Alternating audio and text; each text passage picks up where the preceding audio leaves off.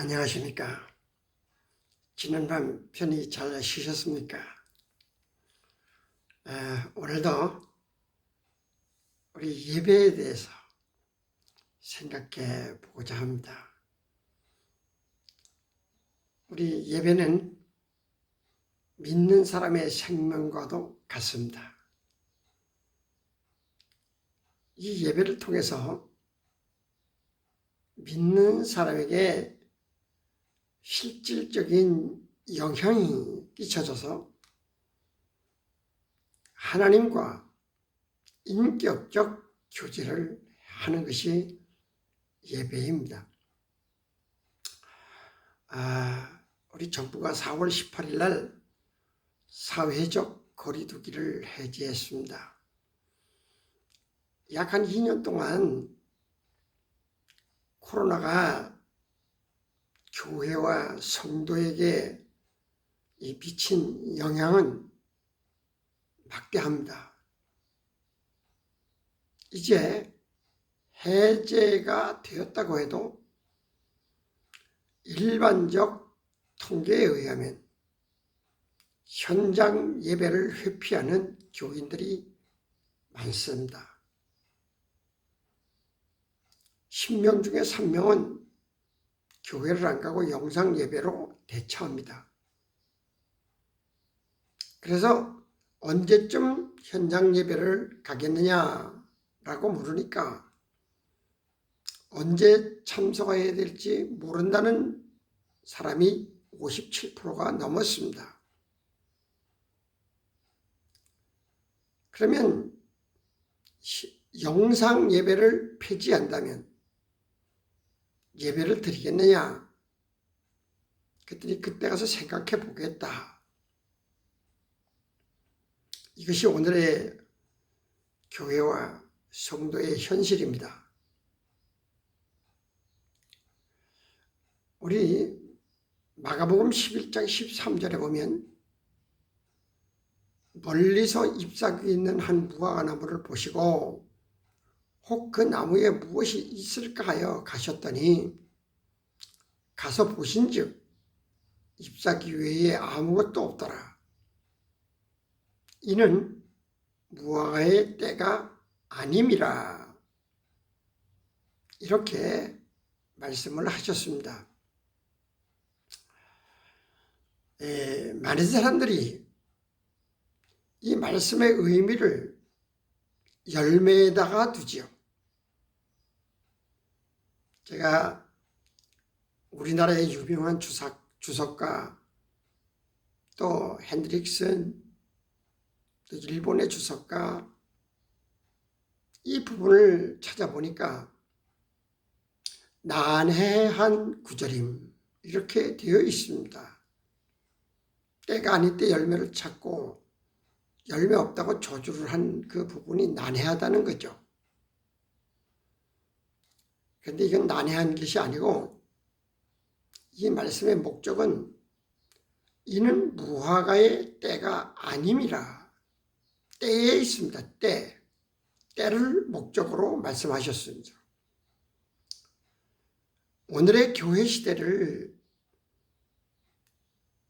때의 시대를 직시할 필요가 있습니다.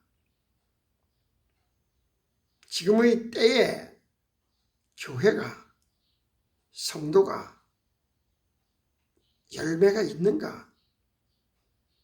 주님이 바라시는 열매, 곧 하나님이 바라시는 열매가 있는가? 창세기 1장 28절에 보면 하나님이 그들에게 복을 주시며 하나님이 그들에게 이르시되 생육하고 번성하여 땅에 충만하라. 땅을 정복하라. 바다의 물고기와 하늘의 새와 땅에 움직이는 모든 생물을 다스리라 하시니라. 창세기의 말씀에 의해서 생육과 번성은 우리 사람의 사명입니다. 낳고 번지는 것은 절대적인 하나님의 요구입니다. 그런데요, 오늘 이 시대에 이 생육과 번성의 원칙을 교회가 잊은 지가 오래됐어요. 교회가 잊으니까 성도가 있는 건 당연하죠. 결혼이라는 의미를 교회에서도 설명하지를 않습니다. 신경 쓰지를 않습니다. 성도의 가정도 생육과 번성에 대해서 신경을 쓰지 않습니다. 자식을 낳음에 하나님의 명령임을 가르치는 교회도 없습니다. 이것이 무엇이에요? 입만 푸르른 무화과나무와 같은 교회 시대입니다. 이런 때에 열매가 있을 수가 없죠. 땅에 충만하라. 이것이 하나님의 명령이에요. 거룩한 백성, 구원의 백성, 이러한 하나님의 영광스러운 백성들이 땅에 충만한 것이 하나님의 명령입니다. 그런데 인간들이요, 하나님의 명령보다 자기 편의주의에 빠졌어요. 공공연하게 독신주의를 자랑해요. 매스컴도 자랑해요. 요즘에는요, 결혼식 주례에 가도 생육과 번성, 땅의 충만은 말하지 않습니다. 이 원리를 알고 이 원리를 실행해야 될 곳이 교회입니다. 땅을 정복하라. 이 말씀은 이 땅, 이 세상에 매이지 말고 이 세상을 지배할 수 있는 힘을 가지라는 거예요. 돈이 많다고 세상을 지배합니까? 권력 있다고 지배합니까? 가난해도 돈이 없어도 하나님의 말씀의 충만과 믿음의 견고함은 땅을 지배할 수 있는 능력을 갖게 됩니다. 잎만 푸르른 무화과나무는 땅에 매이는 방법을 복으로 알고 가르칩니다. 땅의 소유에 매이는 방법을 복인 줄 압니다. 뿐만 아니라 땅의 소유에 믿음의 성공이냐 실패를 가늠합니다. 땅을 정복할 힘을 말하지 않습니다. 다스리라.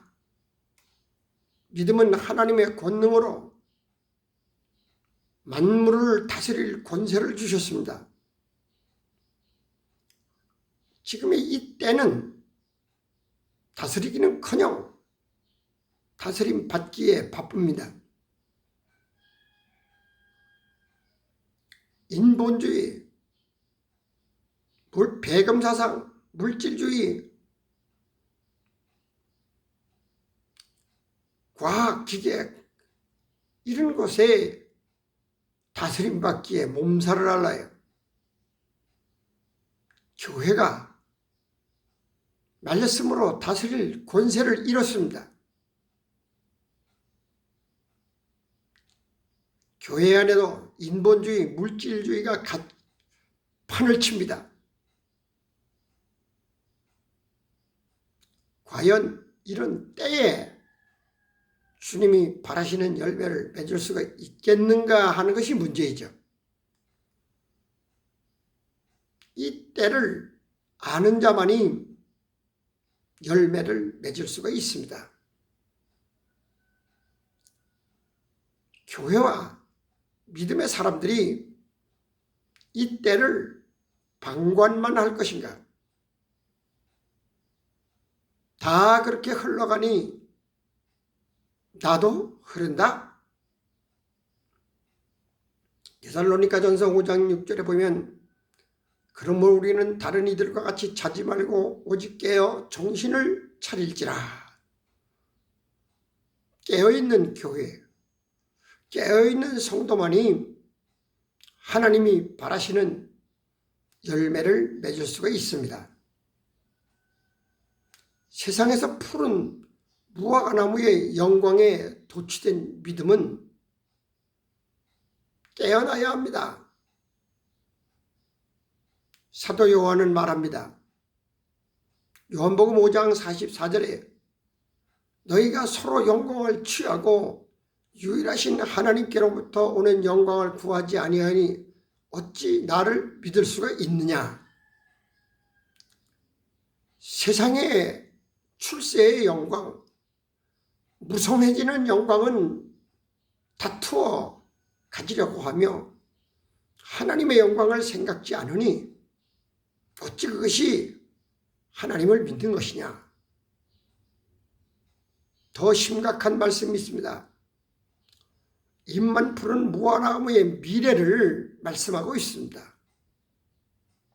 마가복음 11장 14절 예수께서 나무에게 말씀하여 이르시되 이제부터 영원토록 사람이 내게서 열매를 따먹지 못하리라 하시니 제자들이 이를 듣더라. 이 엄청난 저주가 이 저주의 말씀을 깨닫지 못하겠습니까? 잎만 무성한 무화과는 누구입니까? 어려운 때에 열매 맺기 어려운 때, 이 때를 알고 이 때를 극복하고 열매 맺는 교회와 성도의 믿음이 되면 참 좋겠습니다. 감사합니다.